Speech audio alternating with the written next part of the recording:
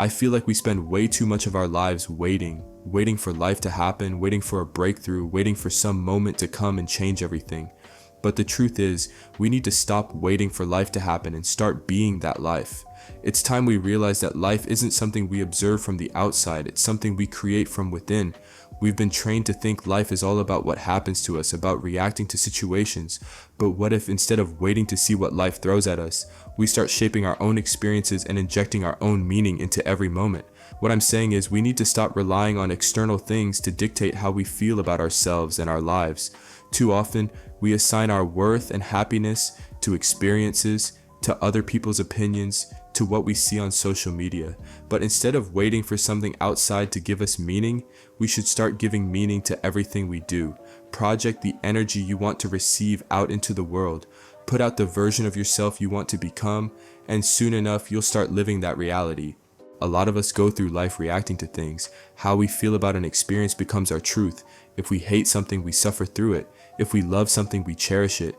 But what if I told you that how you feel about something isn't set in stone? Our experience of life is shaped by how we think about things, how we react, how we interpret the world around us. And that means we have control. The way you think about something is integral to how you experience it. If you go into a situation with a negative mindset, it's going to be a negative experience no matter what. But if you take the time to shift your mindset, to focus on the positives or at least the lessons in every situation, you'll start to see the world in a completely different way. I'm not saying it's easy to just change how you feel about something you've always disliked. It's not like you can flip a switch and suddenly love something that used to frustrate you. But what we can do is control our reactions to it. It's not about pretending to like something, but about shifting the way we frame it in our minds. If there's something within your control, why not use that power? Instead of dreading something, find a way to approach it with curiosity, with a mindset that benefits you. I think that's what's been helping me the most lately. In just the past month or so, I feel like I've grown in ways I didn't even know were possible. My philosophy on life, my spirituality, and the way I approach self-growth have completely shifted. Before, I used to think that being deep meant just thinking a lot, analyzing everything, and trying to intellectualize my way through life. And while that was true to an extent, I've realized that real growth isn't just about thinking, it's about feeling. It's about truly connecting with how you want to feel, and then letting that feeling guide you. The biggest shift for me came when I started appreciating myself in a way I hadn't before. Instead of focusing on how I wanted the world to see me, I started focusing on how I wanted to feel about myself. I started seeing the world through the lens of how I wanted to live, and everything else fell into place. It wasn't about waiting for validation from others anymore. It was about validating myself, appreciating who I am now and where I'm going. I think that's one of the most important lessons I've learned. You can spend years waiting for the right moment, for the perfect situation, for external approval, but none of that matters if you haven't taken the first step to appreciate and love yourself. We waste so much time thinking about how we'll feel once we get there, wherever there is, but the truth is, you have to start feeling like you've already arrived. You have to start living as if you're already the person you want to be.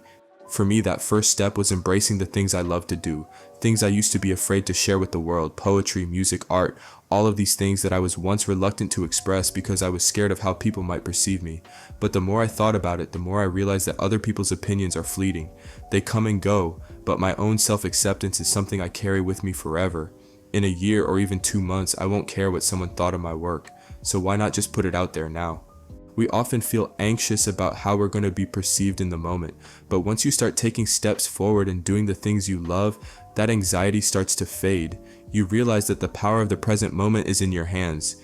Anxiety thrives on fear of the unknown, but once you start acting, once you start creating, that fear doesn't hold the same power over you.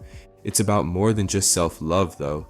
Self-love is about doing the things that make you appreciate yourself, taking care of your mind, body, and spirit, and treating yourself with the same respect you'd give to someone you care deeply about. It's not just looking in the mirror and saying, "I love you." It's about acting in a way that shows love for yourself, doing the work to improve, setting boundaries, and allowing yourself to grow. For a long time, I struggled with my self-image. I had acne scars that made me feel insecure, and every time I looked in the mirror, I'd think, once I get rid of these scars, then I'll feel great. But recently something shifted. Instead of saying, "I'll be great when," I instead said, "I'm already great and I'll be even greater as I continue to grow." That subtle change in how I framed it showed me just how far I've come in accepting myself. I'm not waiting for some future version of me to be happy. I'm learning to be happy with who I am right now. That's the key, really. Stop trying to reach some distant point where you'll feel worthy and start feeling worthy now. Start conducting yourself as the person you want to be and watch how your world transforms. The power of the present moment is undeniable, and the more you embrace it, the more you realize that your life is shaped by your reactions.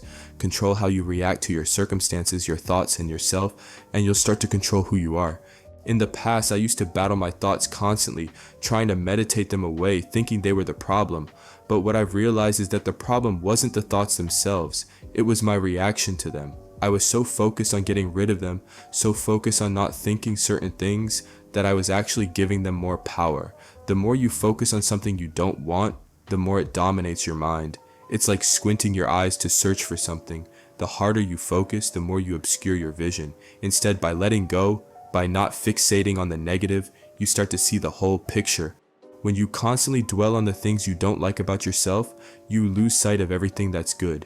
You miss out on the potential to flourish because you're too focused on what's holding you back. And that's the thing. Most of the time, what's holding us back is our own perspective, our own inability to see beyond the flaws we think define us. But when you shift that perspective, when you start appreciating the good, you open up the space for growth. There's a kind of comfort that comes with being present, with not being in your head all the time, overthinking every move. I spent a lot of time alone recently, and in that solitude, I found a new level of peace. I wasn't lonely. I was learning to appreciate my own company. That time alone allowed me to explore my passions, to engage in things just for the sake of enjoying them. Whether it was listening to music, watching videos, or writing poetry, I was able to be fully present in those moments without overthinking everything else. The truth is, a lot of people fear solitude because they're afraid of who they are when they're alone.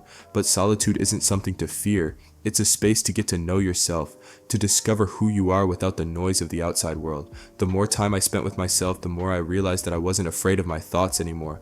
I stopped identifying with them, stopped letting them define who I was. Instead, I started to embrace who I am, flaws and all. There's still a lot of room for growth in my life, and there always will be, but that's the beauty of it. The journey is never really over, and that's okay. The moment you think you finished growing is the moment you've truly lost your way. Growth is constant, and the key is to love who you are in every stage of that journey. Too many of us waste time waiting to be perfect, waiting for approval, waiting for the right moment. But here's the thing, the right moment is now. Stop thinking and start doing. Be present, be here, be who you are, and trust that you are enough. At the end of the day, you're the only person who will be with you 100% of the time, so be the person you need.